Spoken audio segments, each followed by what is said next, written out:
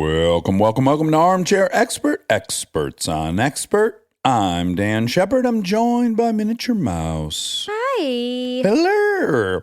Super interesting guest today. John Brennan, who is a former American intelligence officer who served as the director of the CIA from 2013 to 2017. Boy, it's not often you get to chat with the former director of the CIA. We got inside knowledge. We might have got classified information. I hope so.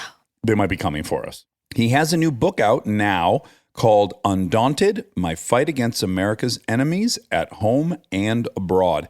John is so original. He was such a methodical conversation, right? The way he processes info and communicates is just so unique. Yeah. I wish I could be in the CIA. I am. Oh, my goodness. You wouldn't know. No, you would never blow your cover.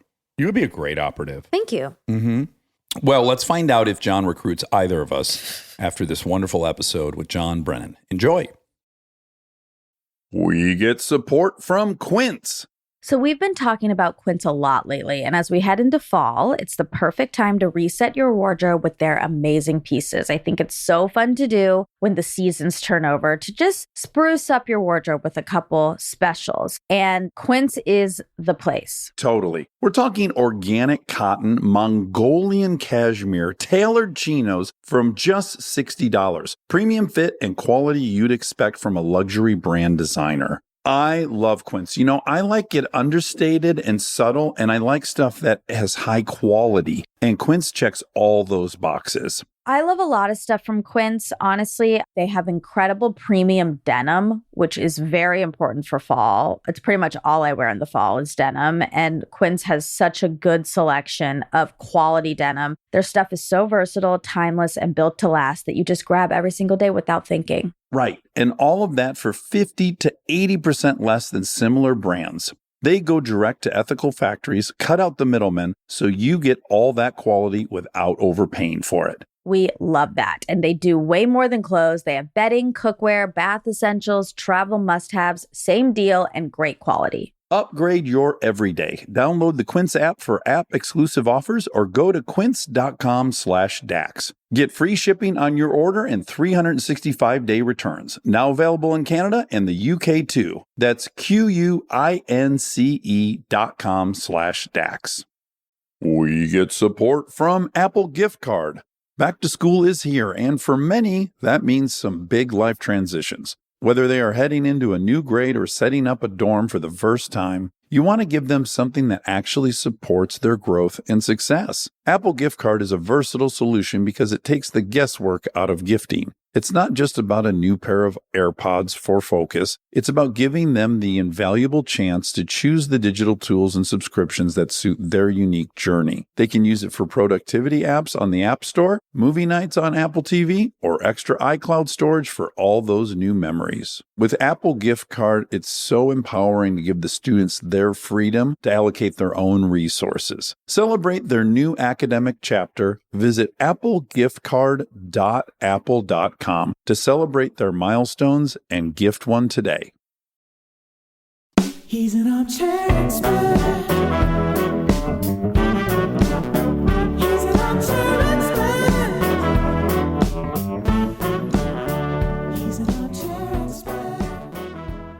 You might not like this, but I just want to say on first glance, judging a book by its cover, you just look like a very kind, nice person. If I saw you at the grocery store, I would not go, oh, that guy was definitely the director of the CIA. Oh, the glasses are off. There it is. There's that steely glaze. And my wife complains I never smile when I'm on TV. But usually the things I'm talking about is not reason to smile at all. So I think I'm a nice guy. Also, you know, I would imagine, too, as you get, like, desensitized to stuff, I know that when it sounds like I'm bragging because I bring this up a lot. I went on 2 USO tours to Afghanistan, and when I would talk to the soldiers, it becomes immediately clear what they're used to. And you could interpret it as them being cavalier, but it's just normal life, so it doesn't have the heightened emotion and reaction we might expect or be judgmental of. So I would imagine even in your case, you talk about this stuff all the time, you're not going to have the same shock and awe every time you bring something up. Right. And a lot depends on the environment, as you point out. If you're in a war theater, you tend to have a certain attitude. But context and also the type of conversation you're having, the people you talk to, So I think sometimes people find it surprising that I sometimes have a sense of humor. Yeah, yeah. I would imagine just sometimes when you've been on television, you must, I don't know, maybe not, have a little talk with yourself where you go like, oh, yes, remember, this will be the first time people are hearing this, and I need to bring a certain level of, I don't know, performance to it a little bit?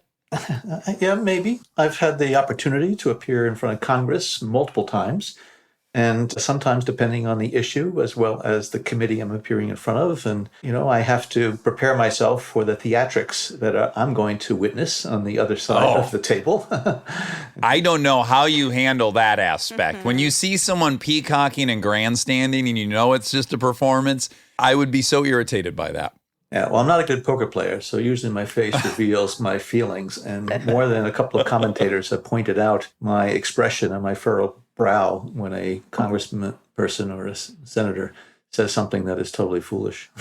Right, or has no value to the conversation other than they've made some declaration on record that they hope will get quoted or something. Yes, for their next campaign. Yeah. Now, you have a new book called Undaunted, My Fight Against America's Enemies at Home and Abroad. And I unfortunately have not read it yet. I will, because this topic interests me greatly. But I've read a bunch of excerpts from it, and there isn't a topic that I'm interested in that's not in this book. There's so many things covered, and it seems so comprehensive. I guess my first question is like, how long does it take you to write a book like that and decide what you're going to put in it? Well, first you have to have a career to be willing to write about in a memoir. So that took me 33 years or so. And I decided about a year and a half after I left government that I was going to actually write a memoir because I never thought I would. But then after talking with my family and friends and former directors as well, they said that you can really make a contribution to the historical record. So I was hoping that I was going to be able to get access to my files when I was director so that I could, in fact, recount a lot of my experiences with accuracy. But unfortunately, since I have irritated Mr. Trump directed the CIA not to share anything classified with me. So I had to rely on my memory as well as some conversations I had with former colleagues. But all former directors who wrote their memoirs were given prompt and full access to their classified files when they were directors so that they could, in fact, write their memoirs with some degree of not just accuracy, but also a depth of coverage. Yeah. Now, what conventionally happens when people retire? I'll even start with, does an ex-president still have access to like classified information or briefings, or are they let go of that? Well, they can request a briefing at any time, a former president, and they don't get, the president's daily brief, which is what they get when they're in office. But a lot of former presidents, and I have briefed former presidents who requested a briefing on a certain matter, or if they're going to be traveling overseas or meeting with foreign officials, they retain their clearances for the rest of their life. Former directors of CIA also retain their clearances. It's for the benefit of the government because it allows their successors to contact their predecessors and have conversations about, what do you think about this person, or why did we do it that way, or can you give me a little bit of context in terms of this capability or whatever? So it facilitates those discussions. So even though Mr. Trump or the White House announced to great fanfare in the summer of 2018 that he was revoking my clearances because I had the audacity to speak out against him, my clearances were never revoked because there was no legal basis to do so. However, he did send a written directive to the CIA and the intelligence community forbidding anyone from discussing classified information with me, which is why then the CIA was unable to share my classified files when I was writing my memoir. So it's probably safe to assume that your access to that will resume here shortly then. Yeah, I would think that the Biden administration, many of the people I know who I think are going to be joining Mr. President-elect Biden, and I know Joe Biden very well, having worked with him for 8 years, I would presume that they're not going to continue a lot of the activities and actions and decisions of Mr. Trump. So I would only go in to review my classified files for a purpose. I was granted some access when I was going to be interviewed by the Department of Justice for the investigations that Mr. Barr, the Attorney General, has initiated at Donald Trump's request. But I was granted that access, or given that access, only after I finished writing my manuscript.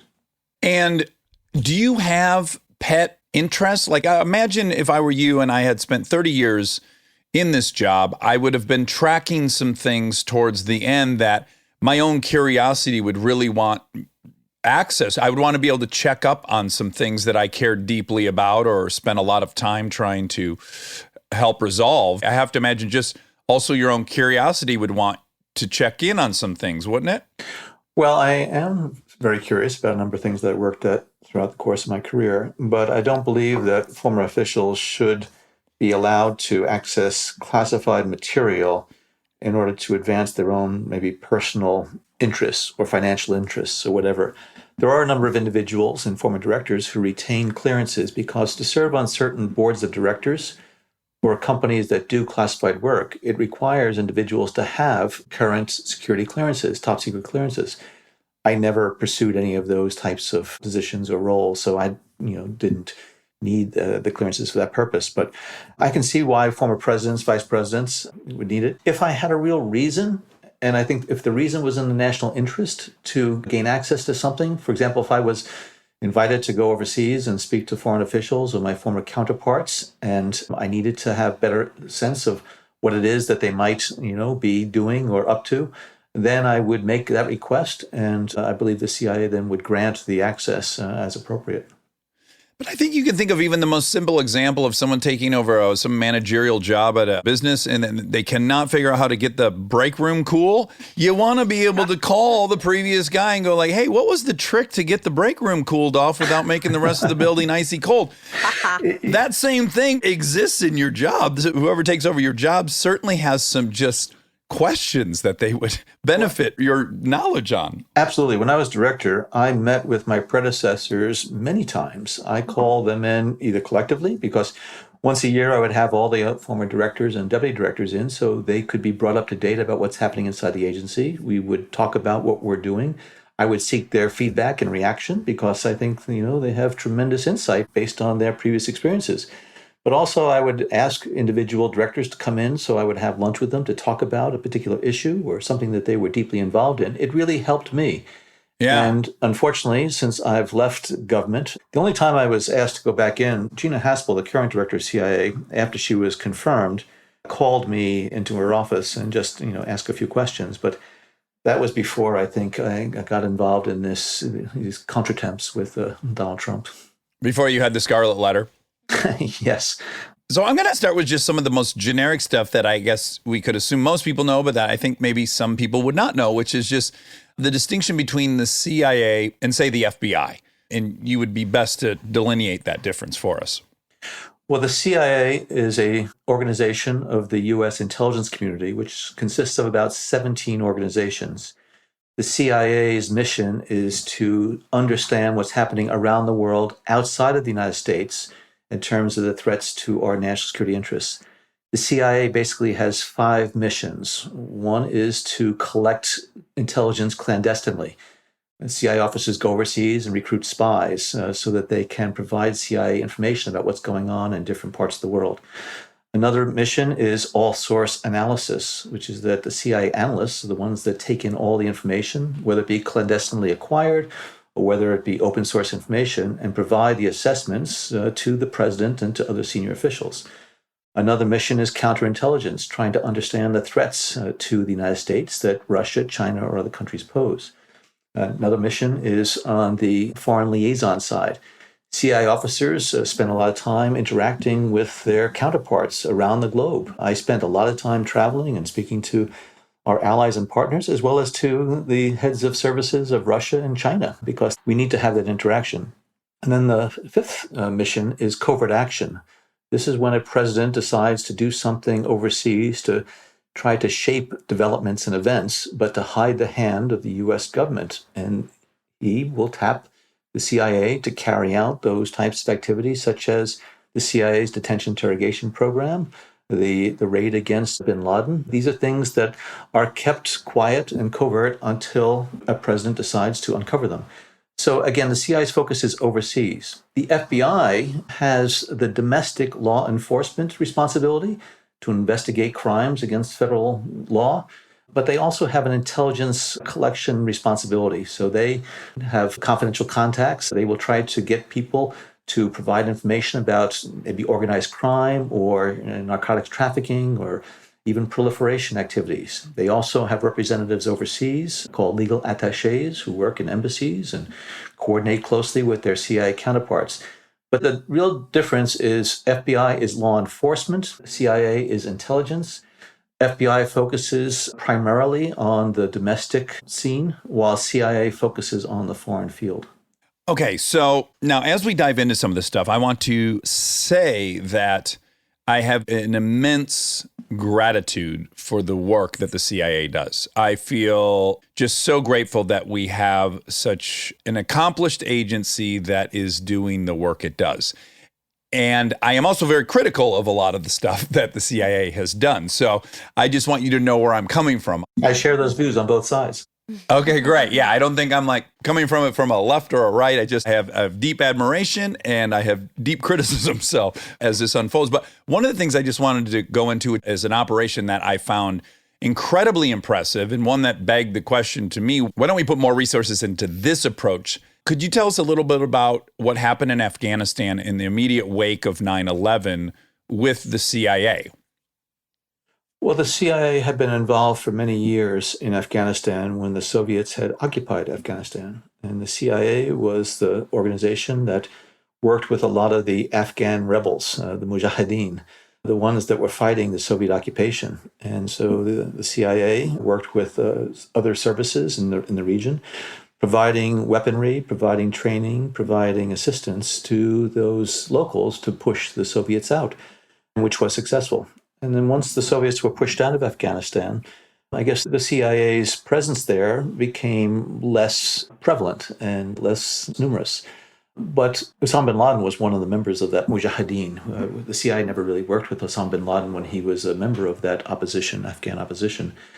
But after 9/11, the CIA was tapped immediately to go back into Afghanistan to resurrect a number of those contacts they had with the various Afghan groups. And there are many different ones of different parts of the country and different ethnicities and languages and so on. And so CIA officers were the first U.S. government officials on the ground in Afghanistan in the aftermath of 9/11. Within 2 weeks, we had CIA boots on the ground working with the locals, trying to find out exactly where al-Qaeda was. It was only around 100 agents, right? Or operatives. It was even less than that initially. It was only a few dozen that they came in. They crossed the borders, different borders. Some of them came in on horseback and on vehicles. It was in the northern part of Afghanistan. It was also in the southern part. And it was a way to try to, again, understand exactly where al-Qaeda members were, where the training centers were, and to understand who within the Afghan environment was willing to work with the CIA to try to crush al-Qaeda. And so over time, over the subsequent months, the CIA's presence increased. We were preparing the way for the big U.S. military to come in. But it was, in fact, CIA blood that was shed first when Mike Spann, a CIA officer, a case officer, who was out there working with the local Afghans, he was killed in November of 2001 when there was an uprising at one of the detention centers for the various elements of al-Qaeda and the Taliban. And so then soon thereafter, the U.S. military came in large numbers. But the CIA frequently is tapped because it's a very agile organization. Well, they were hugely successful on that mission. No, they had pretty much taken over this enormous valley with around 100 folks, enlisting the help of all the Afghan locals. But the amount of just real estate they were able to get control over is just incredibly impressive, no? I mean, sometimes they got less successful as we had tens of thousands of people there. Yeah, well, the CIA went in with a fair amount of money as as weaponry. And in Afghanistan, you can frequently get people and tribes to work with you if you're willing to provide support. And money and weapons, are the currencies in Afghanistan. So al-Qaeda was composed of a lot of non-Afghans. And so there was a fair number of Afghans who were really resentful of the fact that these, al-Qaeda members had basically come in and taken over parts of their country. And so the CIA was looking for the different elements, whether it be in the North, the Northern Alliance, and other parts of the country to rally support against it. So the fact that the CIA had these contacts and were able to then, again, bring them up to date quickly and then bring in support and, again, money and weaponry. I think it really made, a crucial difference in terms of those early days. Now, the people that execute those type, and that was the fifth thing you listed, I forget the wordage you used. Covert action. Yeah. Drawing heavily from special forces, is that safe to say? Are a lot of those guys SEALs? Yes, the CIA has a paramilitary capability. It's called the Special Activities Center Division, whatever. And these are either CIA officers who have been trained in military tactics, paramilitary tactics, and many of them, a very large number of them, are former SEALs, or Green Berets, or special operations military folks who've left the service and then came over to CIA and then are CIA's paramilitary group. We also, over the course of the last several decades, CIA paramilitary officers work very closely with the U.S. military's special forces, so that a lot of times these units work very closely together and like many times are integrated together. And so there's movement back and forth. So yeah, CIA's paramilitary elements are the ones that are that pointy edge of the spear for CIA to go in. And they were the ones who worked with the Mujahideen earlier on against the Soviets. And they're also the ones that went in to take the fight directly to Al-Qaeda. So I'm curious, that's one route in. You yourself, as you said, you were in the CIA for 30 years and you started as a motorcycle riding dude from New Jersey. How did you personally climb that 3,000 foot ladder up to director of the CIA? In 2 minutes. A lot of people have that same question. How did I do that? I had gone to school in Egypt when I was a junior in college, going to New York. So I learned some Arabic. I had some street cred, as you pointed out, maybe riding a motorcycle, wearing an earring, smoking hashish, whatever. So whatever it took. Yeah, I was hired by the agency to be an operations officer, hoping that they would be able to deploy me overseas to recruit spies.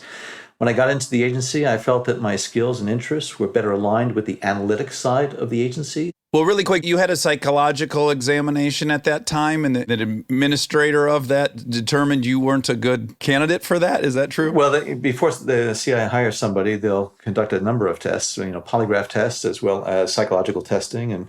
And so when the psychologist reviewed my test, said that I really wasn't the type of extrovert that would go out and try to cultivate, individuals and try to recruit them as spies. And woo powerful women. I tended to agree with her that I wasn't cut out for it, but I tried to get into the CIA organization. So I said, well, I really am an extrovert. I just hide it with my introversion, and I was babbling, and it wasn't making much sense at all. But I'm already undercover as an introvert. Right. But again, I think it was my foreign experience as well as my Arabic that really, I think, convinced them to take a chance on me. And then I was an analyst, and then I served overseas twice in Saudi Arabia. I spent 5 years in Saudi Arabia. What years were those? From 82 to 84, I was a rotation with the Department of State, and I was working as a political officer at the U.S. Embassy in Jeddah, Saudi Arabia. And so my wife and I were over there and really enjoyed it. I was able to go out and spend a lot of time with the tribes. I went down to the border with Yemen and really got to know the Kingdom of Saudi Arabia quite well.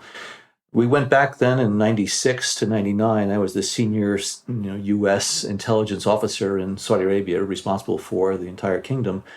And we had our 3 children with us at the time. So a total of 5 years. It was a wonderful experience. I saw how, U.S. intelligence operated overseas. How old were your kids during that period? They were in elementary school. They were between 2nd and 5th or 6th grade or so. And are you kind of confined into some kind of military family situation where they're going to school in English and stuff? Well, by the time I returned to Saudi Arabia in the 90s, the U.S. Embassy had moved to Riyadh, Saudi Arabia, which is the capital. It's in the middle of the country. And there's a diplomatic quarter where the embassies are located and where the residential compounds are located as well. So it was rather, it's a bit westernized. You still had to conform to a lot of the local customs, but it was, a diplomatic enclave there. And then I came back to the States in 99. I became George Tenet's chief of staff. George Tenet was the director of CIA at the time. I had worked with him previously.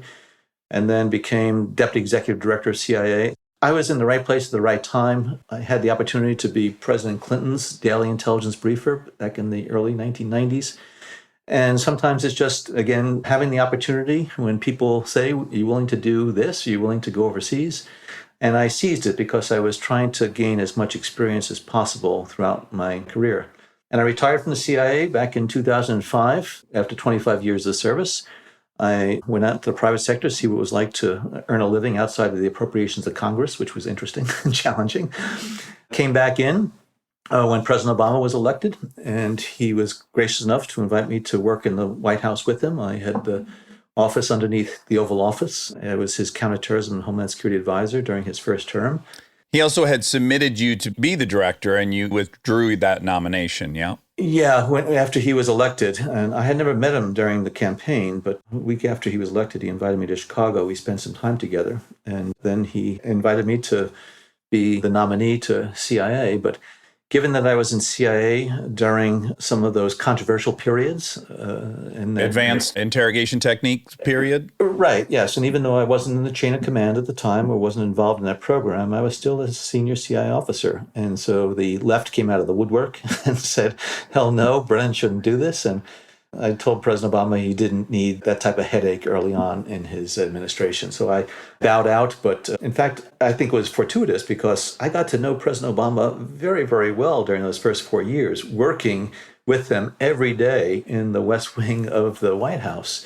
Did you guys ever play one-on-one? Any basketball? Not one-on-one, but we took some shots together. And yeah. Oh, okay. And you saw that incredible shot he made in front of Biden, right? This is a big chip on my shoulder about this. It was too cool. You can't look that cool in front of the guy campaigning. He's got a very, very smooth shot. You know, he's a lefty. But yeah, I taught him everything he knew. Okay. Now, you've served under 6 different administrations and very conveniently 3 Republican, 3 Democratic.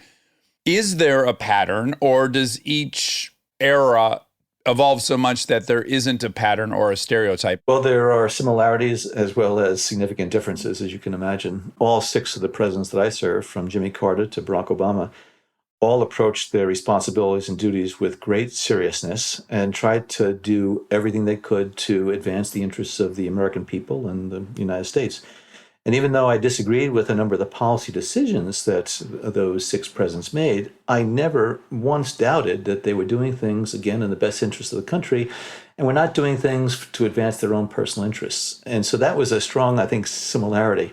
They all had different ways of absorbing information and interacting with people, but they all respected the intelligence profession. They all admired intelligence professionals. But that pattern or similarity really did change when Donald Trump became president. He, was unlike any individual who had occupied the Oval Office previously.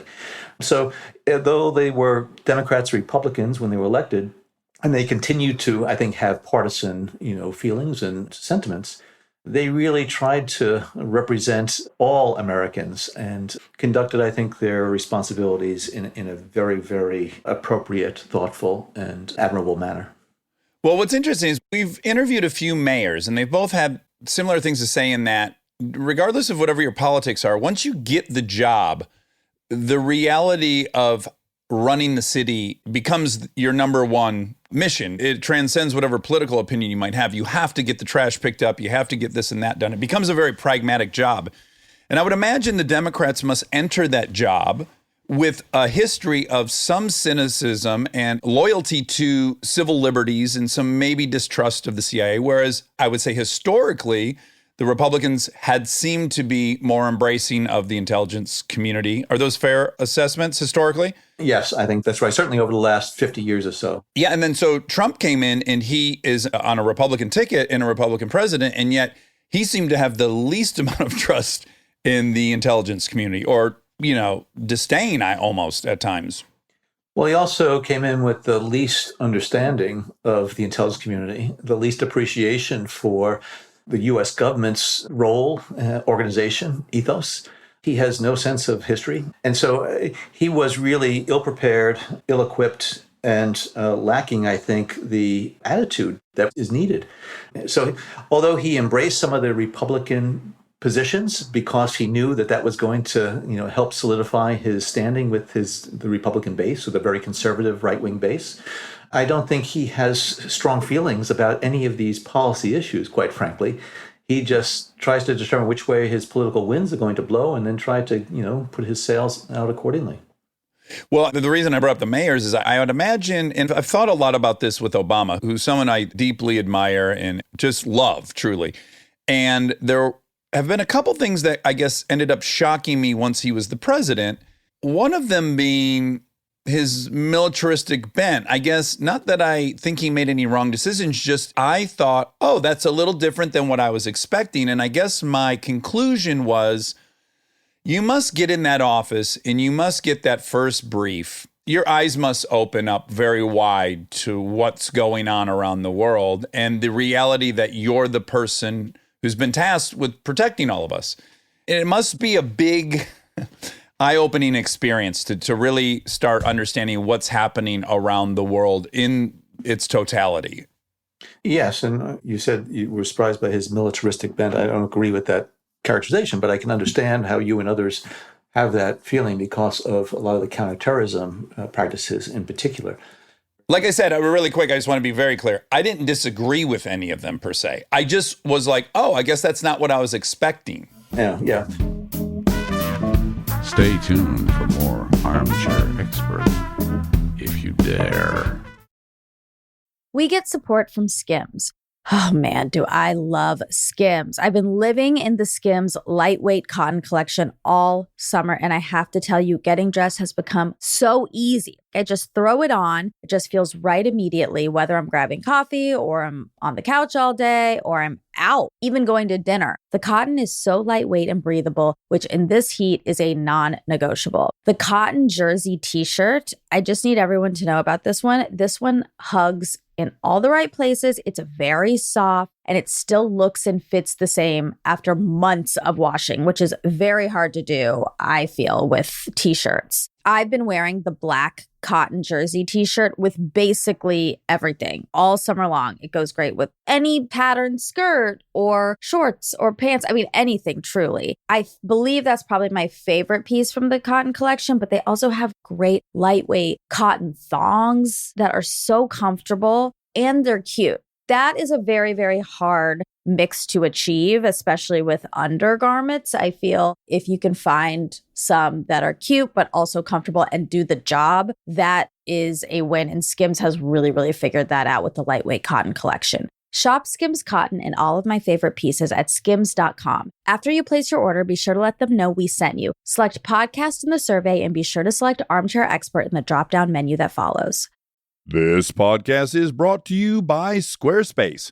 We've talked before about Rob building our website on Squarespace, and I bring it up again because it's a perfect example of what they do well. Rob had all the pieces, the content, the vision, the ideas, but he needed something to actually take all that and make it public facing. And Squarespace was that bridge. Maybe you're in the same spot. You've been developing something, a business, a skill set, a body of work, and it's been private. It's been yours, but at some point you're ready to put it out there, and that transition from private to public can feel like a huge leap. Squarespace makes it feel like a step. Beautiful templates, built-in SEO, email campaigns, scheduling, analytics, everything you need to go from I've been working on this to here it is, come find me. All in one place, no code, no stitching together a bunch of different tools. So if you've been sitting on something and waiting for the right moment, this might be it. Head to squarespace.com/DAX for a free trial. And when you're ready to launch, use offer code DAX to save 10% off your first purchase of a website or domain. This episode is supported by Helix. All right, let's talk about something we both really care deeply about, sleep. It's the most important thing. I've had my Helix mattress for years now, and I genuinely think it's one of the best investments you can make for your home. Mine still feels just like it did when I first got it. Well, that's the thing. It's not one of those mattresses that caves in after 6 months. These things are built to last. And, you know, I'm a side sleeper. I ordered a side sleeper, and I get hot, so I have cooling. And I can't tell you how much more comfortable it is to be in there, not sweating and tossing and turning. Cooling is really important. I've read that you're supposed to sleep a little bit cold. So I also have cooling. And they have over 20 models, so it's not a one-size-fits-all situation. You just go take their quiz, and they match you to what actually works for your body. Plus, they've got cooling upgrades, which heading into summer, non-negotiable. Truly. Go to helixsleep.com/armchair for 20% off. That's helixsleep.com/armchair for 20% off. Make sure you enter our show name after checkout so they know we sent you. helixsleep.com/armchair. Thank you to our presenting sponsor, HP, for supporting this episode. Parent, you've got enough on your back-to-school list right now. Ink cartridges do not need to be on it. They just don't. The HP Smart Tank printer uses a refillable ink tank and comes with up to 3 years of ink included. It's the last printer you'll ever need. To learn more, search HP Smart Tank.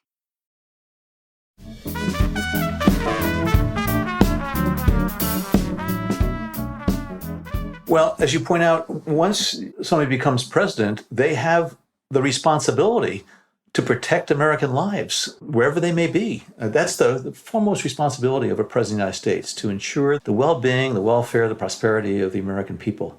And I think Barack Obama had very strong idealistic views, and still does. But I think, and what I talk about in the book, is that over the course of his presidency, he was confronted with the harsh reality of the threats, the challenges, the issues that he had to deal with, that he had to make some very, very weighty decisions about whether to act or not act. And either course of action has implications. And so, just like Barack Obama, I wish I never had to be in a position to either decide or to recommend that some type of lethal action be taken. Yeah. The reason why it was taken was to save innocent lives. And war is hell. It absolutely is hell. And I'm sure President Obama doesn't regret what he did, but wishes that he didn't have to do a lot of those things. But that obligation, I think he took very, very seriously. And he agonized, just the way I did, agonized over these decisions to try to do the right thing. Well, that's the great quandary, is you have your own philosophical set of values and how you wish everyone could work out their differences, and be that through diplomacy or sanctions or all these different things. And then the stark reality of, well, not everyone's playing by those rules. So you also have to account for the people that are not in line with your philosophical point of view or playing by your rules, and you really can't let them weaponize your ethics against you in some way. Right. And how do you stay true to your values, your principles, when you're living in a world where, as you say, the others are not playing by the same rules and principles and ethics that you have? And that's why, and I talk in the book about how when I went to Fordham University, I majored in political science, but my philosophy courses were the ones that were most impactful on me, especially dealing with issues like just war theory and trying to understand exactly what are the considerations that go into the waging of war, in terms of, and also what type of considerations have to come in when you're going to take a strike against a terrorist. Issues about, whether it is wise, whether it's judicious, whether it's proportional. It's all those factors that come into play. So, I consider myself an idealist, but at the same time, I consider myself a realist. That unfortunately, we don't have the opportunity all the time to avoid some very, very tough decisions. Now, let me ask you this. Having been there for 6 different administrations, which were the ebbs and which were the flows of the CIA's power of persuasion? Obviously, I would imagine in the wake of an attack, a terrorist attack, we're going to defer much more to the input of the intelligence community. And in a long stretch of peace, I have to imagine that input gets devalued. Yeah, so much depends on how a president views that intelligence mission and how it wants to use the CIA. During the 8 years of the Reagan administration, Bill Casey was the director for 5 or 6 of those years, who had a very close relationship with Reagan. And Casey had some very strong views about what should happen. Iran-Contra happened under Casey's watch. And Reagan gave him a fair amount of leash and latitude to do these things. And so a lot depends on the aggressiveness, I guess, of a president as well as a CIA director. But over the course of the last 20 years, terrorism really has been very much at the forefront of the intelligence mission, trying to understand the nature of the threats that are out there, trying to dismantle and destroy Al-Qaeda, trying to find bin Laden, doing a lot of that. And the CIA was, in large respects, very much instrumental in doing all of this. Bill Clinton, George Bush, and Barack Obama, I think, saw that the CIA's capabilities, its authorities, its expertise, its presence in parts of the world were really critically important to trying to mitigate the threats against the United States. Now, I think in the aftermath of 9/11, there were some decisions that were made and some authorities given to the CIA that I think were inappropriate.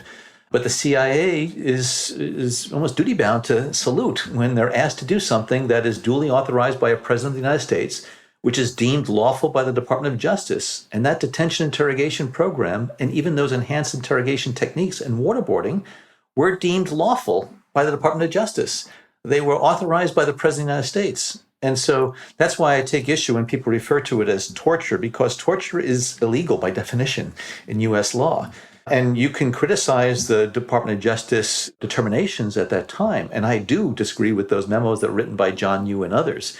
But those CIA officers were really looking at what they needed to do in order to stop this existential threat to U.S. security, because we knew that al-Qaeda was planning second and third wave attacks after 9/11 strikes. And they were chemical, biological, and nuclear options that they were exploring. So CIA was racing against time. And I think CIA officers also felt that they bore some responsibility for not being able to stop the 9/11 attacks themselves. My position on the waterboarding is I don't think falls in a line with the left or right cleanly, which is I actually would be fine with it if there was pretty good evidence it yielded the results. And my objection to it is just so many different people in your line of work, as well as psychologists and experts, saying it's not actually the most effective strategy for getting information. So once that's been determined, then it makes that for me a very clean, well, then why the fuck would we do this if it's not even the best way? But yes, would I waterboard someone to prevent a nuclear weapon from going off in Manhattan? 1,000,000 times. But if that's not going to yield any result, then why are we doing it? Yeah, and there are differences of view regarding efficacy, whether or not they did result in some useful intelligence. And some useful intelligence was obtained after the application of these enhanced interrogation techniques. Now, it is unknowable whether or not that information could have been obtained maybe more quickly or more thoroughly if they were not employed. Yeah. So there's efficacy, but then there's also morality. And I think, to your point, I think there are, almost dual considerations here. And I object to that program on both those grounds, on the moral ground as well as on the efficacy grounds. I also believe that it was inappropriate for the CIA to be asked to do that. CIA had no history of having a detention program. It had no history of doing interrogations of these individuals. The U.S. military, the FBI, they're the ones that have had that experience. But unfortunately, in the Bush-Cheney administration, they wanted to do everything sort of covertly, and the CIA was, ready and available there, and so they opted for that, which, again, I think was a mistake. Now, I guess I asked how much power of persuasion they've had over various periods, because I see a little bit of a parallel. Again, it's exactly what I want the CIA to do, but I also want someone above the whole thing recognizing that. I would infer that CIA is similar to an oncologist, and you have a singular goal of killing cancer cells. And within that singular goal of killing cancer cells, you might lose sight of what someone's overall experience of dying will be like in the pursuit of that. So I think it would be the nature of the CIA to be singularly focused on threats and very, very concerned with threats, as they should be. But I also think therein lies a potential problem when advising the president. Does that make any sense? Yeah, and I think one of the issues that the CIA has had to confront, and CIA officers had to confront, is that I don't think the end always justifies the means. And I think sometimes people feel that way. And I think there needs to be principled intelligence work, ethical intelligence work. Otherwise, we're going to resort to the types of tactics that our adversaries use, that the terrorists use. I mean, CIA is not going to go out there and just, off somebody because they suspect that they are terrorists, or even if they have intelligence that it is. There has to be a set of, I think, rules, of ethics, of principles that govern the approach. And that's why I think depending on who is at the helm of CIA, as well as who is in the White House, how are you going to wield that very, very formidable intelligence weapon, which it is in many respects? What are you going to do to try to gain insight into what the threats are? To what extent are you going to go into that digital environment, to that cybersphere, and try to gain access to information that could, in fact, compromise privacy and civil liberties of, U.S. citizens? So there's just a lot of issues that I think really have to be looked at from the standpoint of, again, efficacy, necessity, as well as appropriateness and consistency, not just with the rule of law, but also with our ethics and values as a country. And I think there needs to be some level of acceptance that it is and will be an imperfect pursuit. I would compare it to, I majored in anthropology. So There was a time when some anthropologists taught some folks to separate where they were washing their dishes and where they were going to the bathroom. Great, it saved a bunch of people. Then there was an enormous famine and way more people died of starvation. And we learned this concept of blowback, which has been pretty well documented with the CIA in terms of, say, you brought it up earlier, helping the Russians. Well, great, now we also have all these mujahideen that know how to use these rocket launchers, and they have the rocket launchers, and now we leave, and then in this void, this happens. That's one documented case. I would imagine Iran with helping keep a bit of a puppet leader in charge, and then a very fundamentalist faction overthrowing him, and then giving rise to tons of fundamentalist regimes around the Middle East. So many of them can be very well-intentioned, and their outcomes are largely unknowable, are hard to mitigate. Isn't that the great challenge of all this? Yeah, intelligence and national security and foreign policy are messy. You may have the best of intentions and the best of objectives, but sometimes, a lot of times, it doesn't turn out the way you want. And also, in trying to pursue those objectives, sometimes you do things that have other ramifications and implications that can be adverse to what it is that you're trying to accomplish. And that's one thing that I really admired about President Obama. He would seem to always be playing 4 or 5 dimensional chess, because he really had a good understanding about, if he did this on this one chessboard in terms of these issues, how is it going to affect the United States' position and opportunities on this other board? He had this amazing ability to see all the different connections and try to think ahead 3, 4, 5 moves on all the chessboards, which is, I think, critically important.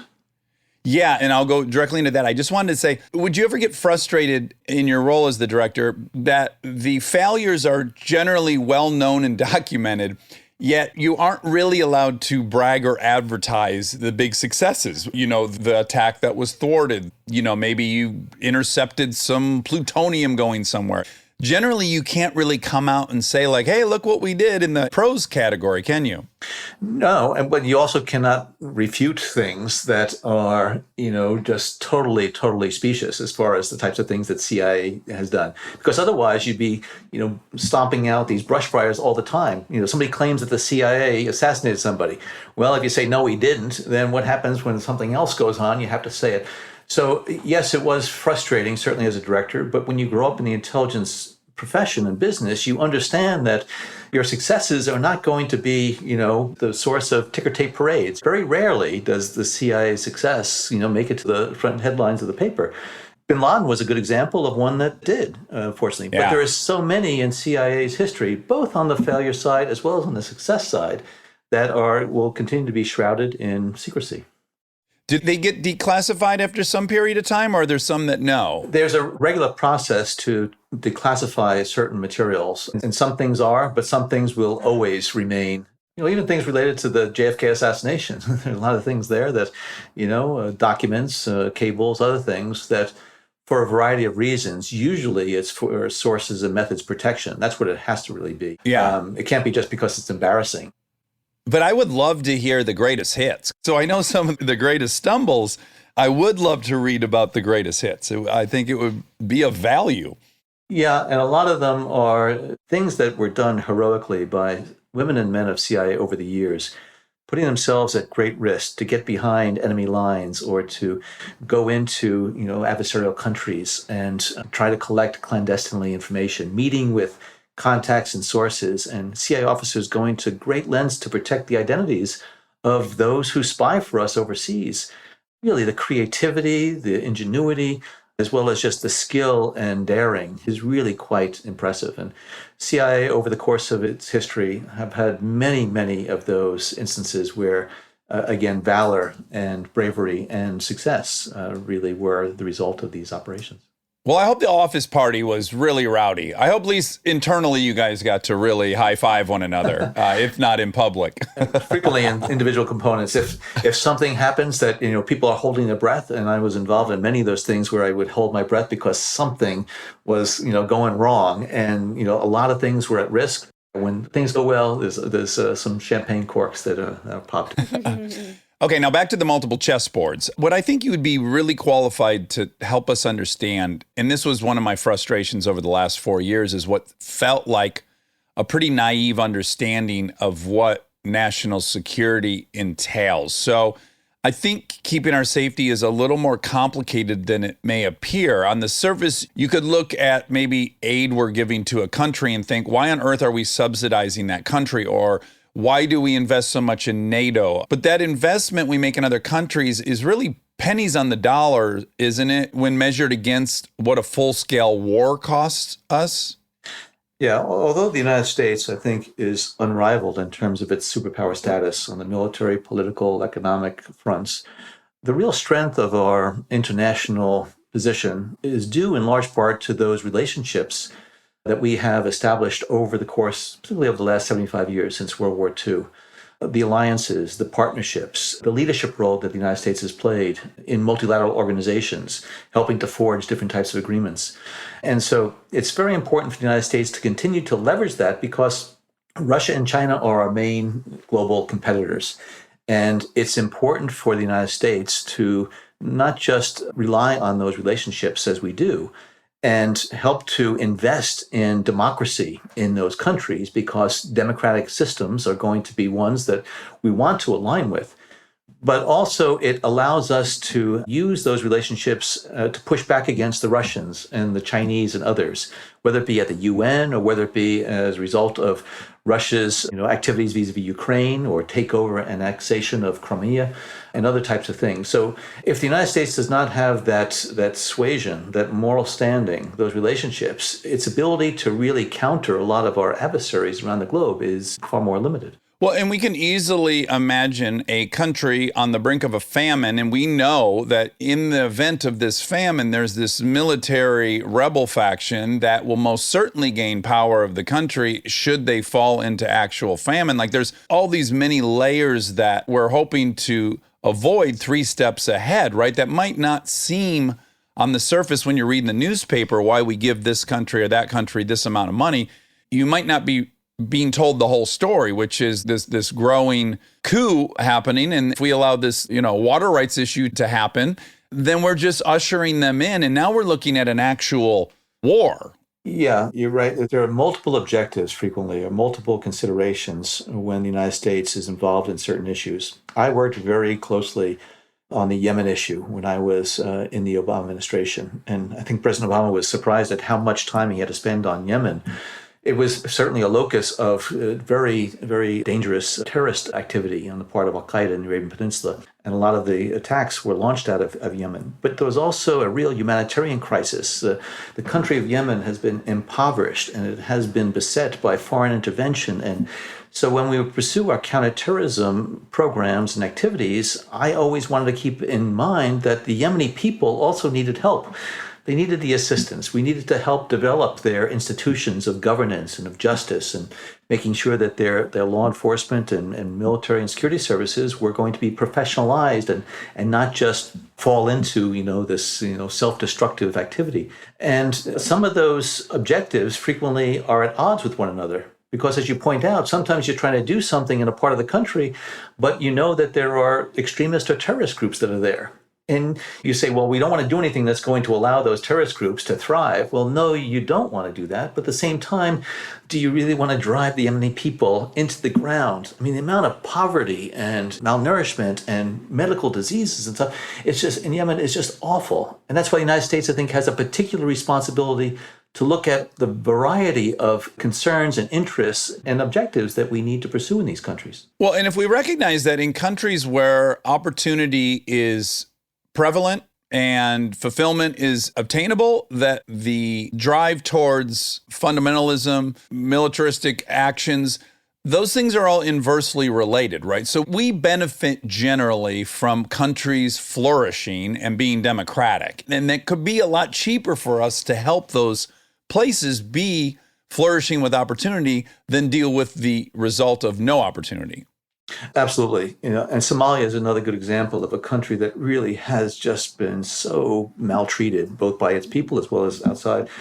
I can remember in the Obama administration, there were regulations or rules, policies against allowing al-Shabaab, which was the Somali extremist terrorist group, to gain any financial benefit at all from anything that was going on. When we were trying to send assistance into Somalia to get into those areas of the camps and malnourished areas, the distributors of these assistance had to provide taxes, tolls, to those who own the roads. And the ones that owned the roads were Al-Shabaab. And so a lot of people were opposed to allowing the assistance to get in because Al-Shabaab was going to get, hundreds of dollars or thousands of dollars. And so I pushed for relaxing that because I just thought that the benefits that would accrue to the people who were starving outweighed whatever, monetary gain Al-Shabaab would get. It wasn't going to really affect Al-Shabaab's lethal capabilities, but it was going to make a difference in the lives of the people. Oh, that would be my deepest frustration if I were you, is knowing that you could cherry pick for a headline, we're funding this rebel group, as opposed to we've sent this much aid and prevented this many people from being angry towards the West, whatever it is. That every one of these global geopolitical issues are so complex. And at best, you're hoping to get a decision that was 60% good and 40% bad. And the expectation from everyone here is that there are 100% good options. Absolutely. And there's frequently also a domestic element to it. And Cuba is a good example. For 60 years, that island nation, I think, has unfortunately been beset by, misgovernment. But here's the United States, big, powerful United States. And one of the reasons why the Obama administration decided to reestablish relations with Cuba was to try to incentivize the Cuban government to start to relax a lot of its oppressive policies. But, when the Trump administration came in, that was stopped, immediately because of a very strong anti-Cuba government lobby here in the United States. And the same thing I think is true when it comes to Iran. There are a lot of people who are absolutist in their views, and they will oppose any type of opening that may in fact, provide any type of perceived or real benefit to those individuals that they adamantly oppose. And it's very, very unfortunate because it's not either or. Right. It has a mix of it. And again, I think President Obama recognized that when it came to Cuba, when it came to Iran, when it came to other of these challenges, he recognized that the United States is not just going to be able to, reverse the situation because we want to.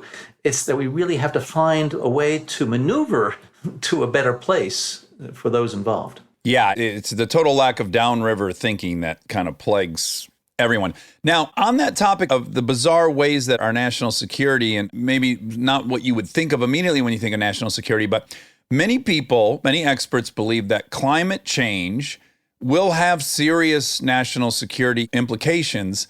And I'm curious if you believe that, and if you do, could you explain how a changing climate could ultimately threaten us? Well, in fact, I tweeted out, I don't know, it was 4 or 6 weeks ago, or saying that I think that climate change is the most serious national security and international security issue that we face in the coming decades. It already has had, I think, a very serious impact. When you look at the rising seas and how it is pushing coastal communities out and into cities, the dislocations of people, employment opportunities, as well as just economic issues, showing the migration of people across borders. We see what's happening in places in Africa, that it's led to the massive movements of people. We see the melting ice caps. It's led, in fact, there was a piece in the paper today about the, Russia and the United States vying for, the competition or vying for access to a lot of the rare earth minerals that are up there. There are so many national security implications of it that if we continue to go down this road, I think there's just going to be even more and more challenges that we face. The fires, the extreme weather patterns. It has economic, political, social, and cultural impacts that will have a national security impact on the United States as well as countries around the world, as well as the competition for resources, for power. And the fact that it's going at a pace that if we don't take action soon, it's going to accelerate. And these various trends are going to intensify. And the ability to not even reverse it, I think we're past that. We can't reverse these things. But to try to stem the rate of acceleration, I think, is critically important. And the fact that we're still, debating whether or not we should phase out fossil fuels because of the tremendous impact on, the atmosphere.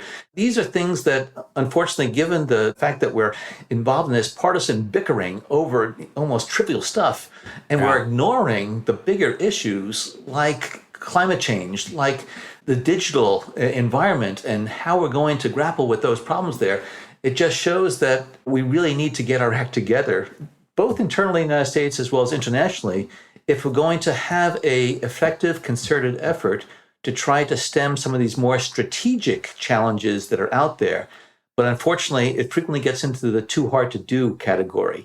And with our unfortunate political election cycles, as people are worrying about how they're going to acquire enough, funding for their next election campaign, they're not focusing on these substantive issues. When I listen to the congressional hearings, it's embarrassing when I hear people talking about whether it be technological issues or other issues. There's not that depth of understanding and attention, I think, that is needed. Yeah, I mean, just in its simplest form, stability is what we desire for all of our neighbors around the world. In stable countries, we have less problems. And environmental change is, at the very least, incredibly destabilizing.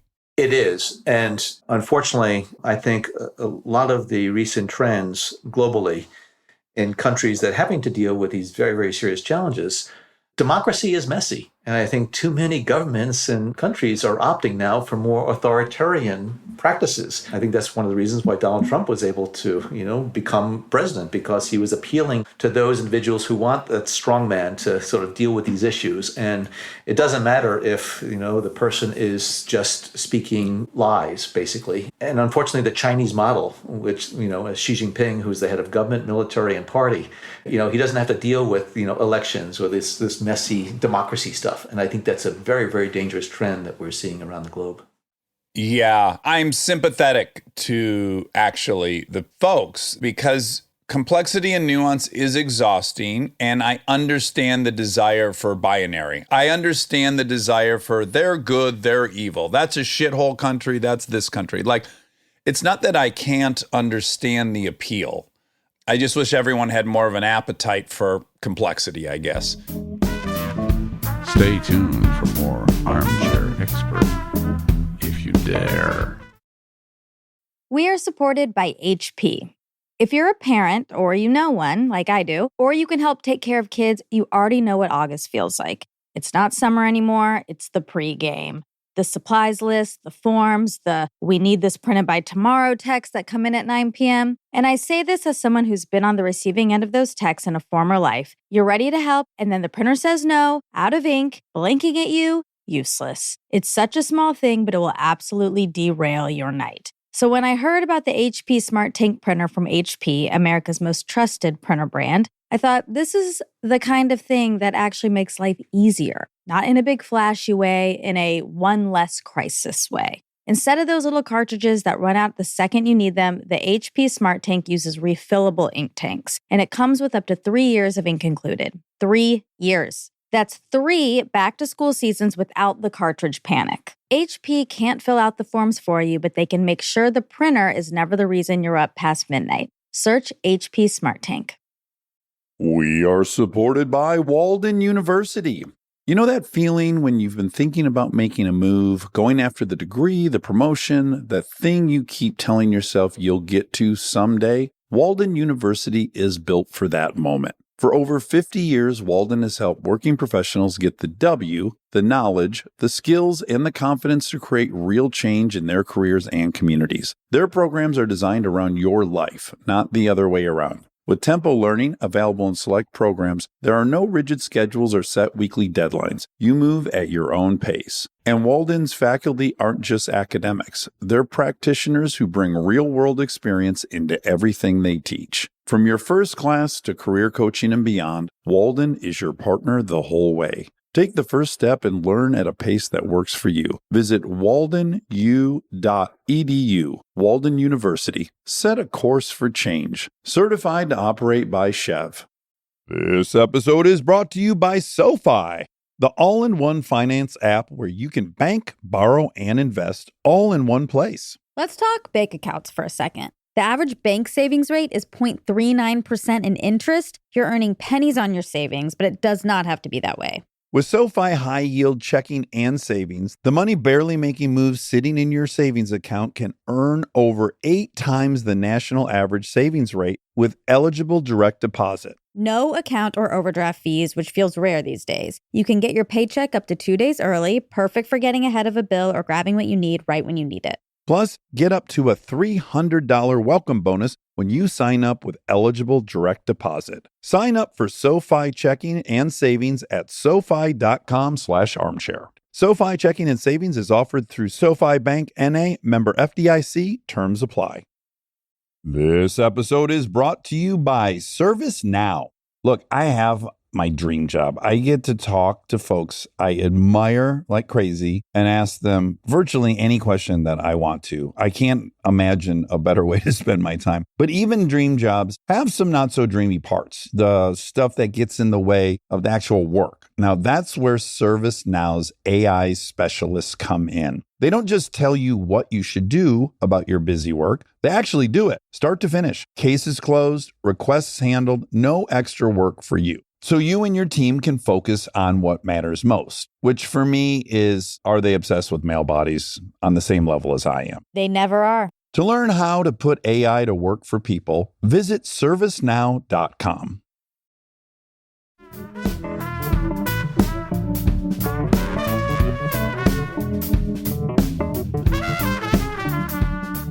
So there's a great documentary on HBO right now about the Russian troll factory. I imagine you saw it. You might even be involved in it somehow. Yeah, I was in there. Yeah.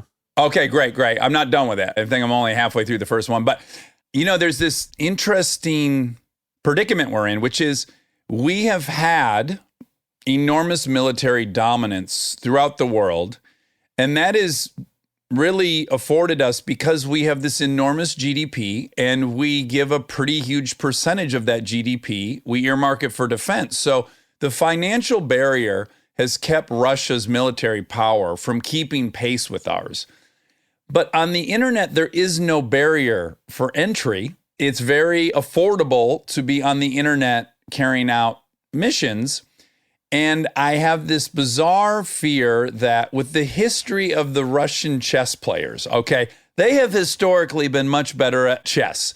And so if we're just going head to head with the mind to mind without any advantage of our GDP, that makes me nervous. Could you tell us what we're facing right now with Russia and how on earth we will employ our great resources to give us some advantage over just heads up hacker war?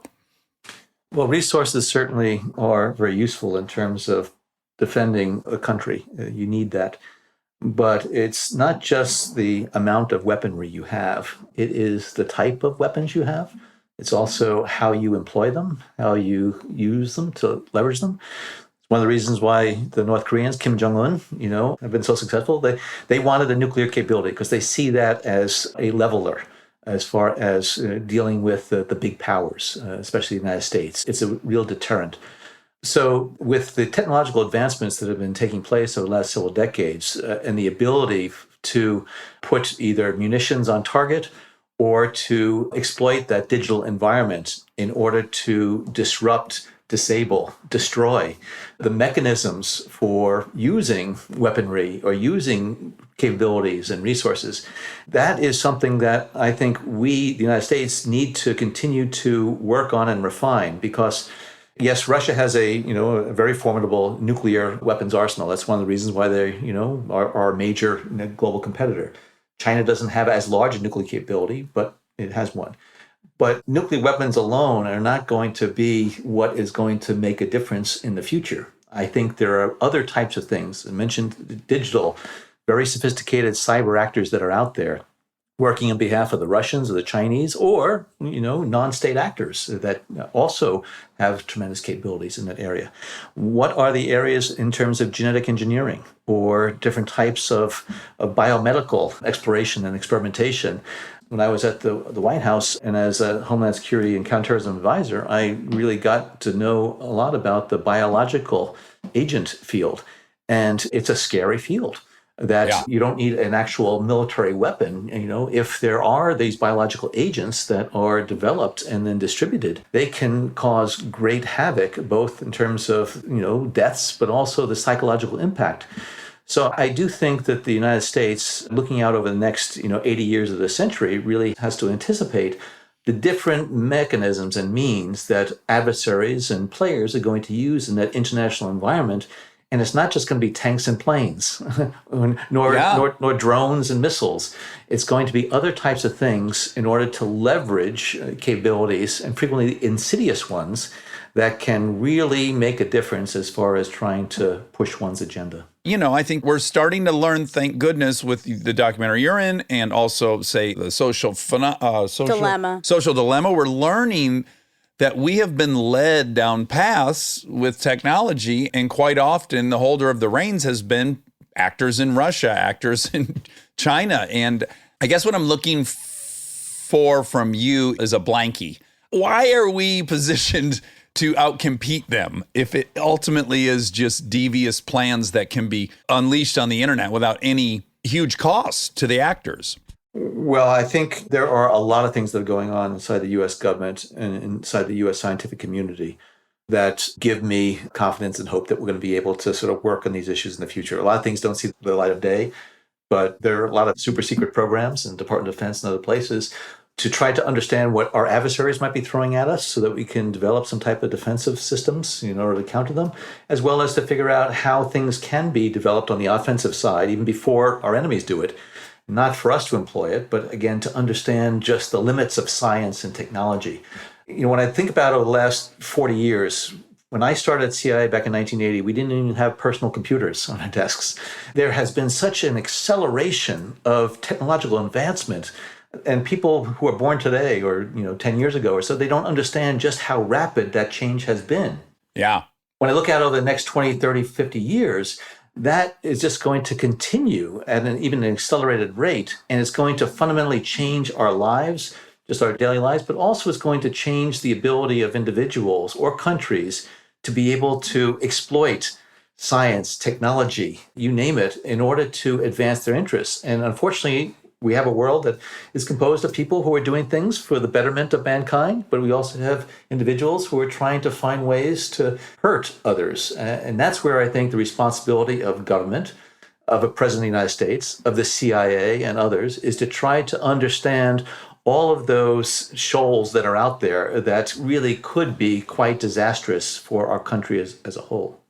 I'm so happy that there are instruments of the government working against that. I mean, we're very vulnerable. Now, the personal weight of your job. I guess every single time I watch a movie with CIA operatives, my immediate thought is, there's no fucking way I'm not telling my wife stuff. There's just no way. I think everyone that watches this stuff goes, yeah, but you'd tell your wife, or you'd tell your husband, or whatever it is.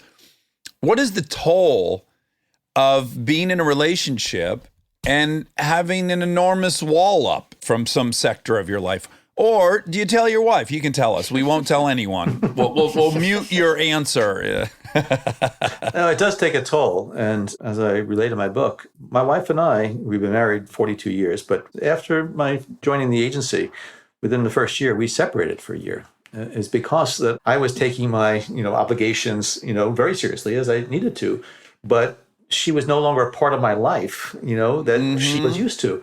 And I didn't do a good enough job of trying to explain to her exactly why I couldn't. It was more of a wall that was created. And so I would always tell new CIA officers when I would administer the oath of office to them that they needed to be mindful not just of their professional responsibilities, but also their personal obligations on the home front, to try to ensure that you give the type of love and support, to those that provide you the type of love and support to do your jobs.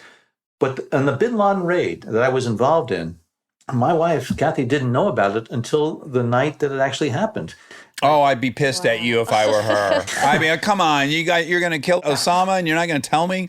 Yeah, well, I called her up and I said, you turn on the TV because the president's going to make an announcement to the world and you're going to be very excited and happy about it. And I think she recognized that I had certain responsibilities and obligations that, first of all, I didn't want to burden other people with the secrecy that's required, because I'm not that they're going to do something willfully, but they could, in fact, inadvertently say something that could, in fact, compromise a very, very sensitive mission. So I think, once the spouses and family members, understand exactly what the obligations are and responsibilities are of the officers, I think they obviously, very supportive. But in my experience, my secrets made me feel very lonely. I feel very isolated in my secrets. And I wonder if you have experienced that sense of loneliness. Well, there are times, but also the fact that I could talk with my deputy or the other people inside of CIA and work it through. And then we'd go down to the White House and I'd be in the Situation Room with the president and others. So we had a cocoon that was around us, but we could share everything, within that environment. But when we go home, we talk to our neighbors or our family or friends or whatever, then you have to really, it's sort of almost a schizophrenia. Yeah. Very compartmentalized life. I have to imagine people are constantly trying to get shit out of you. Is that safe to say? Like if I was talking to you at a party and I noticed you had a few scotches, I'd be trying to charm the shit out of you to get at least some yummy tidbit. I mean, you're doing it right now. Yeah, well, but I'm doing it professionally now. But I'm saying I'd be even more scandalous if you and I were hanging somewhere. And that's one of the reasons why I decided to write the memoir, because so much of the intelligence work is shrouded in secrecy and mystery, and people have these wildly, exaggerated ideas about it. And so I decided I was going to at least lift the shroud a little bit. And I do think there needs to be more transparency in terms of what the intelligence community does, because without that transparency, it just leads to all these wild stories and allegations about, abuse and misuse of authorities. But over time, I think, especially since I became more comfortable with having this sort of dual personality, one where I could talk openly about secrets and one where I'd had to protect it, you get more used to it. And so you could, if you gave me lots of bourbons or whatever, I still would, not, if you didn't have clearances, I wouldn't share the secrets with you. Is there a personality type when you guys are recruiting that you look for, or is it just willy-nilly? And can I join the CIA? Have you ever fast-tracked anyone to agent status? Absolutely. There are 63 different types of professional disciplines in CIA. So you have people that you want to be able to go out and actually, work as a spy and recruit spies overseas. But you have analysts, you have logisticians, you have security officers, you have lawyers, you have scientists, you have engineers, technologists. And so the CIA really has to be almost, self-reliant. So you basically develop a community of experts from all the different areas. You want to have someone who is trustworthy. You want to have somebody who really is committed to, this country's security. Check. So far for Monica. So far, so good for me. Check. Okay, continue. You have to be humble, and that's rare. I'm out of it, but okay. and a sense of teamwork, because no matter how good you are or how smart you are, when you come into the CIA, you're going to be surrounded by a lot of smart and very talented people. And the people I saw flame out in CIA were the ones that wanted to do things on their own, as opposed to really try to leverage the skills and capabilities of others around you. Yeah, we might have just got... That's my strike, probably. Yeah, that's a big strike for both of us. Okay, I have one last question. It's just a juicy, gossipy question. Now, I have a good buddy, Mike, who works for the FBI, and I've always been interested in asking him, like, you guys are always carrying money and you're paying informants, and like you're trusted with all this money. What's the fail-safe for that? And he said, well, we take polygraphs all the time. Like they constantly have to come back and take polygraphs. I want to know, what's the biggest chunk of change an agent's ever taken off with? Well, that's probably an unknown. Okay. I guess, is there anyone in the public sphere that you're allowed to tell me? Because I would just be interested. Because sometimes I know, even in reading blowback, like some of these payments to the Mujahideen were in the millions. Like it's a lot of money transferring from here to there. Yeah, multiple millions. And I must say that the overwhelming majority of CIA officers are honest and trustworthy. But like any organization, you're made up of people, and people are imperfect, and some people are far more imperfect than others. And so the CIA has had bad apples over the years. We've had people who have worked for the Russians while they're, CIA officers, and committed treason against the country. And I'm sure that there were a number of officers who, put some money in their pocket when they shouldn't have done it. It was one of the things that I really tried to instill in CIA officers, the sense of ethics and making sure that, you live up to the trust that the American people have put in the organization and in CIA officers themselves. But yeah, and that's where I think, trust is so important. If you're going to give a CIA officer not just millions of dollars, but also access to secrets that in and of themselves are worth millions of dollars that people sell to foreign countries. That's why you do have polygraphs, you do have security reviews and checks to make sure that somebody has not gone down the wrong path. And you also do a very, very rigorous job of vetting people before you bring them into the family of the CIA. Now, with all that due diligence, has anyone made off with like 10 million bucks? You're going to have to ask your FBI friend that, because the FBI would be the ones to investigate something like that. Yeah. I mean, look, I can see the murky ethics of it. Like, if you give me, Dak Shepard, the briefcase of $5 million, I have a contact in Islamabad, and this guy is a piece of shit. Now, he's our best option, but he is a piece of shit. And I think to myself, does this guy really deserve $5 million more than I deserve one of those millions? You can see where the gears would start turning. When you really just start comparing yourself to the person getting the money, you might feel more worthy of it. I'm just saying. Yeah, I think, humankind, there are people who do ask those questions. And I'd like to think that, again, the overwhelming majority of CIA officers will do the right thing and what they are, obligated to do, as opposed to just, putting that $1 million in their pocket. I think I just inadvertently exposed another strike against me. Yeah, you're definitely I'm already trying to figure out how to steal some CIA of that money. Material if you decide to apply for the agency, please don't put me down as a reference, because we have to relate this conversation that we've had today. Well, John Brennan, what a pleasure to talk to you. Undaunted, My Fight Against America's Enemies at Home and Abroad. I cannot wait to read this book. Every one of these topics that you cover interests me greatly, and I think will interest a ton of people. And I'm glad. I hate this notion like, people in intelligence should never write books. Why? Every other wing of the government should? As to your point, I think transparency would help the cause on some level, because in shadows of secrecy, you can make the worst assumption or the best assumption. And I think the more trust we have in these agencies, the better they can do their job, and we all benefit from that. So I just thank you so much for being a guest. It's a real honor to talk to you. Well, thank you, Dax. It's a pleasure to be with you. It's been a great opportunity for me to talk about, my life in the CIA and the national security community. And it's a great community made up of the, very, very patriotic women and men from across this great country of ours. And one of the reasons why I wrote the memoir, as I say in the preface, is to encourage young Americans of all different professional pursuits to think about public service and giving back to this country of ours, because we benefit so much from living in the United States of America. And yes, we have our imperfections, but if we want to stay strong and secure and safe and prosperous in the future, we need young Americans to give back to the country in some form of public service. So I'm hoping that they will do that. Yeah, and also it's not unpatriotic to want us to be even better. No, it's not. Yeah, in fact, I'd argue it makes us patriotic. Thank you so much, John. Good luck with the book, and we hope to talk to you again. Okay, thanks very much. All right. And now my favorite part of the show, the fact check with my soulmate, Monica Padman. This episode is brought to you by the new Max original comedy series, Stuart Fails to Save the Universe. From the world and creators of The Big Bang Theory comes a new comedy series. Stuart Bloom, comic book store owner and lovable underdog, accidentally breaks a device built by Sheldon and Leonard and kicks off a full-blown multiverse Armageddon. Now, he's on a mission to put reality back together alongside his girlfriend Denise, a geologist named Bert, and physicist Barry Kripke. Along the way, they're running into alternate universe versions of characters you already know and love. Check out the new Max original comedy series, Stuart Fails to Save the Universe, now streaming exclusively on HBO Max with new episodes Thursday at 9 p.m. Eastern. Subscription required. Welcome to the last fact check of the year. Oh, here comes Santa Claus. There is a man outside doing some potted plant. Is that what he's got going on? Is he Yes. planting poinsettias? Oh, I hope. Me too.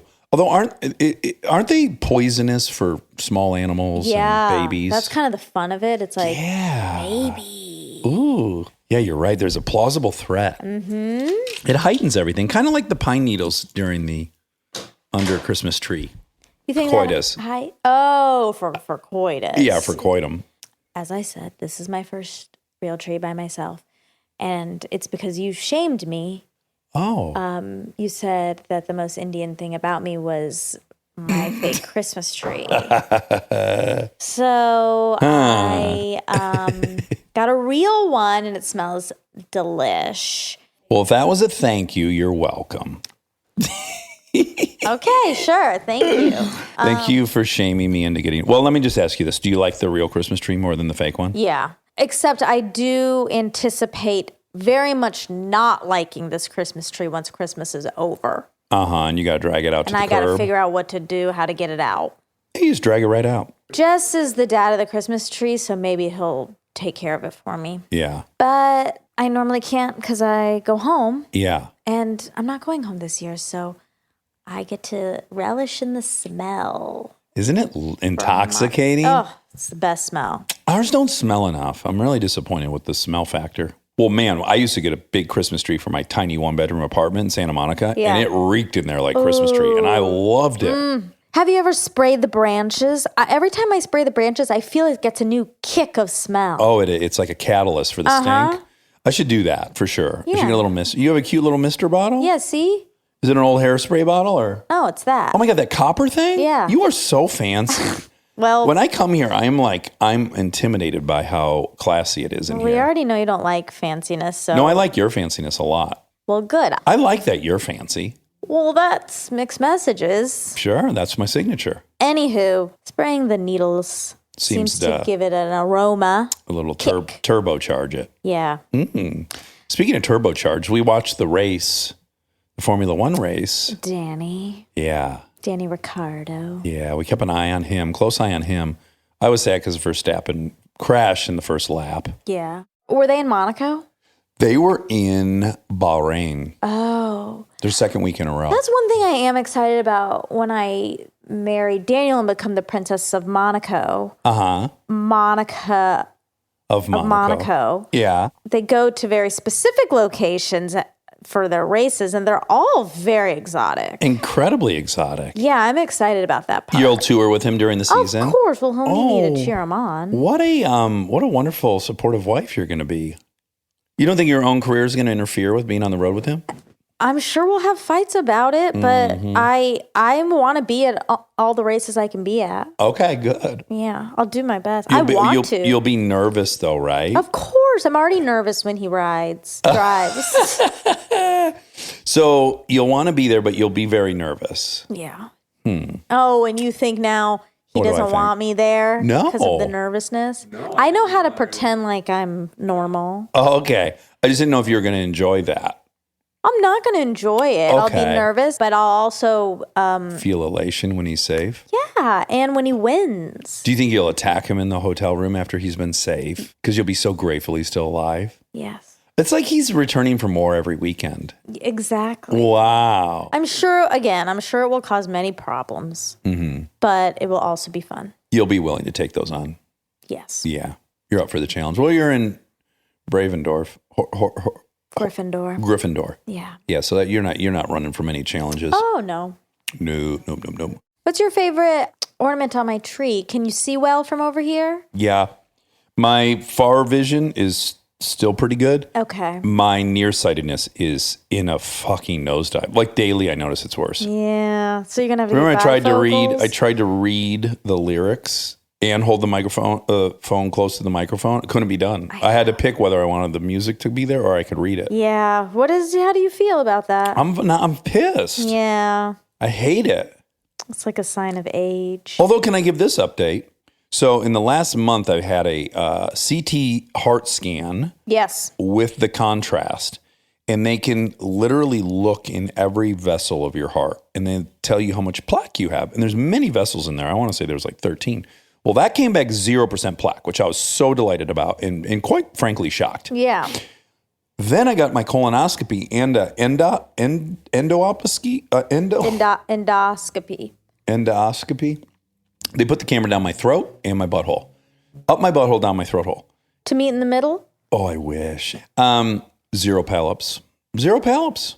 I'm very grateful. Oh, me too. Those are the two big whammies. Yeah. So Guys, get checked. get checked for sure. For sure. Anyways, my sight. I got distracted. Yeah, because it's okay if your sight is going a little bit because the rest of your body seems to be doing well. Yeah, all things considered, I'd rather have no polyps and Yes. shitty nearsightedness. Well, right out of the gates, I love the snowflakes. Oh, thank you. They're wonderful. Yeah, and I've said this to you before. Generally, these trees, when people get white Christmas lights, that's what the rich families in my town did. And so I generally don't like it. And then this whole story I made up about it was they don't like color and fun, that they'd rather look fancy than have a colorful thing in their house. So that was my judgment, and I've backed off that. Great. And I actually really like your Christmas tree. It's elegant. It's beautiful. And I don't think you're a snooty snob Thank you. or a snooty steen.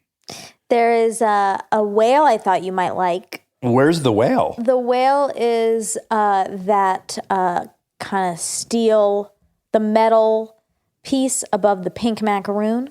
Okay, a metal piece of... Do you think I can't see it from my angle? Perhaps. You can look at it later. But I Okay. do think that's going to be your pick. Is it a humpback or a blue whale? I don't think it's a Like, humpback. you don't think it's a humpback? No. Do you have a favorite whale? I like the blue whale because that's the whale I'm going to create the hotel in for the sex parties. That's right. Yeah. So, So the blue whale. yeah. Mine's the orca. And then second to that, it's the blue whale. You don't like humpbacks? Nope.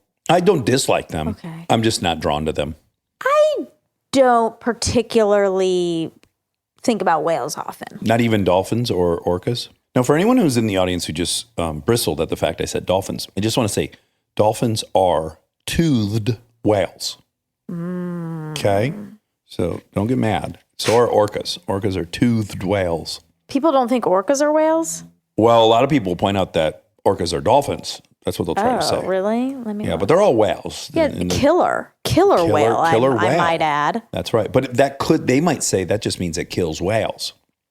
Oh, Not that are they it's a going to whale. say that? I could see some bonehead saying that.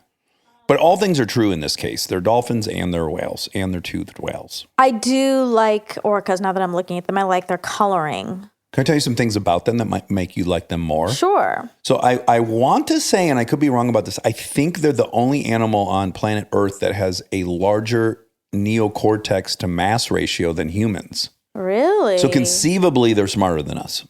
Wow. Minimally, they're very, very smart. And they can talk like 5 miles underwater. They talk to each other. Yeah, And they live in these pods and they're very communal and they teach it's not instinctual for them to kill those seals down on the beach in Peru. So they have to teach. It's like military training? Yes, they beach themselves, which is crazy. They only do it one part of the earth.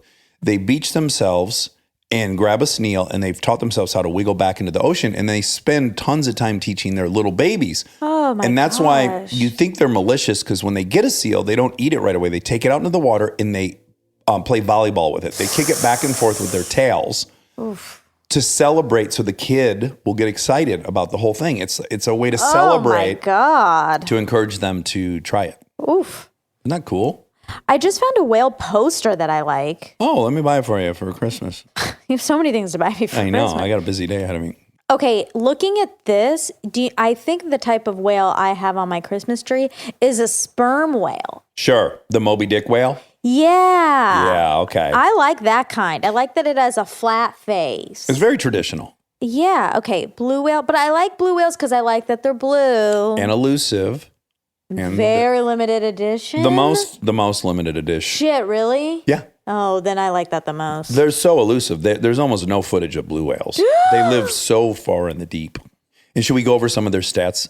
200,000 pounds they weigh. Their tongue is the size of an elephant. Well, I'm feeling less and less ethical about having that as a sex hotel. No. You're going to find a beached blue whale carcass and use Okay. the rib cage and stuff. Don't worry. There's nothing to feel sad about. We're not going to hunt one. Okay, so really quick, 200,000 pounds. tongue's the size of an elephant, like 20,000 That's pounds. insane. Their heart is as big as a Volkswagen Bug. Oh, You could crawl around through the chambers of their heart. and you will at my hotel. Oh my God, I'll be in every kinky position you can imagine in that heart. Okay, let me tell you about some other whales. Okay. Sperm whale, fin whale, bowhead whale, Oh, sure. Uh-huh. humpback, gray whale, Beluga? beluga whale, Baby beluga. That's also a toothed whale. narwhal, Oh, with the weird horn on its nose. and minke whale. I don't know that one. What's happening with the minke whale? What if it looked just like Minky Kelly? I like this poster. It's cute. Yeah, I like whale posters. Will you buy me one for Christmas? Yes. And I'll give it to you for Christmas? Yes. So I mean, I guess this is a real 2020 thing. I don't really have any facts Oh, okay. because John Brennan knows his facts, Well, also, his facts would be unsubstantiatable. You wouldn't even be able to look them up. Exactly. There are a few things on this list, but I can't look them up. His job is to make sure I can't look it up. That's right. Yeah. He could say that, they arrested 4 aliens. Then there's no way for you to find out. know. And it could be true. Okay, but guess what I do have? Tell me. Another quiz. This is Let me give it to you. This is a personality quiz for that you take at the CIA. Oh, let me give it to you. Of course, you know where my mind's going immediately. Do you know where it's going? Where? Well, the CIA operatives often had to have sexual relationships with these people they were turning. The Russians. Well, whoever it was they wanted to get on the inside track of. Yeah. Germans, you name it. That was a tool in their toolkit. Well, their that sexuality. was the Americans, yeah. Femme fatale. So, my first thought is, would you be willing to do that for your country? If he was hot. Oh, yeah. Yeah. Every now and then, a question will get out that's on a Google interview Uh-huh. to work at Google. And one of them famously is, why are manhole covers round? Do you know this one? They'll ask you that in the interview. Oh, to see if you can pass their riddle test? Yeah. Why are manhole covers Round. Because the manhole is round? Good guess. It's the only shape that can't fall in on itself. So when you take the cover off, it can't fall in the hole. But if it was a square, there's a way for it to fall in the hole if you went diagonal with it. So to protect the people who go down into the That hole. makes sense. Yeah. But I didn't know that. I thought it was a riddle. That's why I answered it in riddle-like form. Oh, I thought it was why are the covers round? Oh, right. Well, ask me why a manhole. Okay. Why are manhole covers round? They're not manhole covers. They're man and woman hole covers. Wow, we both did a great job. Yeah, we're getting hired. Okay, this is the quiz. A quiz. This is a quiz. Okay. Are you more street smart or book smart? Book smart. I'm a little of both. I'm more about logic. I'm more about street smarts. I'm more about book smarts. I think I'm more about That's a shitty question. They kind of introduced 2 different factions of it. It's either about street smarts or book smarts, and then they threw logic in the middle of it. I think I'm more logic than street or book. Are you a good shot? I practice regularly. I never fired a weapon. That's that, right? Never fired a weapon. Which television crime show do you like best? Criminal Minds, NCIS, Hawaii Five-0, Law and Order, Special Victims Unit. I don't like any of those shows. Is that an option? Wasn't D'Onofrio on one of them? I think so. If I had to pick, I guess I would say Criminal Minds. Okay, great. We don't even know what that means, but yes. Which brand of the military are you more likely to join? Army, Air Force, Navy, Marines? I know the answer to this one. You know the answer? For you, yeah. What is the Marines exactly? Well, here's what's tricky about this question is the Marines are officially a part of the Navy. That's what I thought. Yeah. Yeah. So I don't understand. Okay. But people in the Marines will say the guys in the Navy are the ones that bring them to battle, that they're the guys that give them a ride to war. So there's a lot of animosity between it, but it is under the same category for the armed forces. I guess Army. Okay. Was that what you were going to guess? No, I would have thought Air Force. No. Have you ever been arrested? Never! Exclamation point. I don't want to talk about that. I was handcuffed but not arrested. I was falsely arrested once. Never. Are you a good team player? I'm an excellent team player. I prefer to work alone. I'm a better leader. It depends on the team. These are bad answers. They're like asking you I guess I'm going to say questions. it depends on the team. Could you pass a polygraph test about your past? I'm sure I could. I don't want to take a polygraph. I wouldn't want to be asked about certain things. It depends what I'm asked about. Like those two are the same answer. I hate is this a bad quiz? It is. I would take one. Okay. How do you cope with stress? I work out. I let it pass. I meditate. I confront the source of my stress. I mean, I think it's a mix of all, but maybe confronting. I think so. Could you stay away from home for large periods of time? I love being away from home. I like sleeping in my own bed. I could do it for a few weeks at a time. I wouldn't want to be gone for more than a week. I could do it for a few weeks. Do you scare easily? Yes. It takes a lot to rattle me. I am very jumpy after dark. I only get scared when it comes to my family. I don't like sudden noises. I think I'm very jumpy after dark. Sure. Can you tell when someone is lying? I'm a human lie detector. I tend to believe everyone until I have reason to disbelieve them. I can usually tell. I know when my kids are lying. I'm a human lie detector. Okay. Do you ask a lot of questions? I want to know a lot. I try not to question things too much. I don't ask them, but I look them up. It depends if I'm interested in the subject. I ask a lot of questions. What was your favorite subject in school? History, math, English, science. English. What is your highest level of education? I know this. I have a bachelor's degree. Which spy movie do you like the most? The Bourne Identity, Ooh. True Lies, Spy Game, Casino Royale. Spy Game is Bill Gates' I favorite know. movie. He is so clever. Well, I've only seen This is easy. Born Identity, Yeah, and it's Bourne obviously my favorite. Can you make the caveat because of Matt Damon? Sure. Have you ever smuggled anything? Goodness, no. I smuggled tobacco from another state. I smuggled vodka past my parents once. I smuggled snacks in my child's diaper bag. Oh, vodka past parents? Yeah, probably. Would you be happy living in Langley, Virginia? Yes, I need to be near headquarters. I've never been to Virginia. Virginia is where I live now. I would prefer living at Virginia Beach. This seems so random. Sure. I don't remember the first couple. Yes, I need to be near headquarters. Yeah. Which government agency are you most likely to work for? CIA, IRS, FBI, DHS. CIA. Yeah, smart.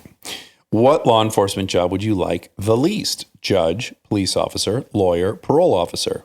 Ooh, police officer. Oh, I would have said parole officer. Well, yeah. I mean, but what do they do exactly? People get out of prison. You got to monitor them. They got to come in and get a cup. You got to make sure they got a job. I want that. I don't want that. Terrible. That's the one. How would you try to disguise yourself? I would wear a wig. I would wear sunglasses. I would dress as the opposite sex. I would hide behind a newspaper. Oh my God! I'm sorry. I think we a picked child horrible made quiz. this one. I would wear a wig like the Americans. Do you think you are sneaky? I can be very sneaky. I can't keep secrets long enough to be sneaky. My partner thinks I'm sneaky. It depends what I'm sneaking about. I can be very sneaky. Yeah. How many hours can you stay awake? 48, 24, 72, 12. Probably 24, maybe 48. Oh, wow. Which one? 48. Oh, wow. You think so? Yeah. Okay. Would you ever go skydiving? I have been skydiving. No, thank you. I would try it. I may need to be pushed out of the plane, but I would do it. No, thank you. Okay. What kind of weapon would you choose in a zombie apocalypse? Rifle, machete, crossbow, sword. Rifle. Okay. Keep your hands clean. Could you run for 5 miles? I frequently get 5 miles in. I could walk 5 miles. I could easily do 3 miles. I would probably croak. I could easily do 3. Okay. Which of the following experiences have you had? I can speak more than one language. I won a football scholarship. I have lived abroad. I am familiar with other cultures. I have lived abroad. Yeah, I guess, yeah. How would you describe your current job? Boring, stable, easy, challenging. Challenging. I mean, that's not, but of those options, it's none of the other 3. It's pretty stable. I mean, maybe. Yeah, we'll see. How would your boss describe your work? They'd say it's accurate. They'd say it's late. They'd say it's timely. They'd say it's acceptable. They'd say it's accurate. How would you pass a secret note to a coworker? I would send an encrypted file. I would drop a piece of paper on their chair. I would write it in invisible ink. I would signal for them to meet me at the water cooler. I would signal. Yeah, that's a good answer. Okay. You got future CIA agent. Do not go any further. Head directly over to the CIA's employment website and begin the application process. You are more qualified to be a CIA agent than most people who would hold high-level government jobs. You can keep secrets and the level head to solve complex problems. The country will benefit greatly from having you in the CIA. Wow. Congratulations. Thank you. I got to tell John. Oh my God. Let's call John and tell him to look for you in the halls the next time he's there. Exciting, exciting, exciting. Well, I love you. Merry Christmas. I love you. Merry Christmas. Thanks, Armcharies. Thanks, cherries.